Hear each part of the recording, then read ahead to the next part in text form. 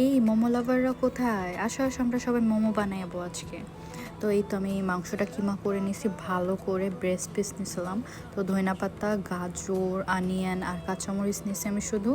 আর এখানে আমি অল্প একটু লবণ দিব, কারণ আমি অন্য কোনো স্পাইসি দিব না, শুধুমাত্র লবণ আর কিচ্ছু দেইনি। গাজরটা আমি ভালো করে গ্রেট করে দিছি, ধইনা পাতা, অনিয়ন আর কাঁচামরিচ একদম কুচি করে দিছি।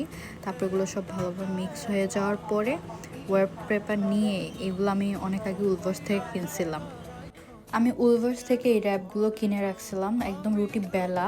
তো আমার আর কষ্ট করে রুটিটা করতে হয় না, কারণ আমি শেপ মতো দিতে পারি না। তো আমি এই র্যাপারগুলো নিয়ে আসছি, এটা স্পেশালি ফর মোমো। তো উলভার্সে গেলেই পেয়ে যাবে, আর যারা বাংলাদেশে থাকো তারা একটু কষ্ট করে বানায় নিও, নাহলে স্বপ্নে আই থিঙ্ক সো পাবা।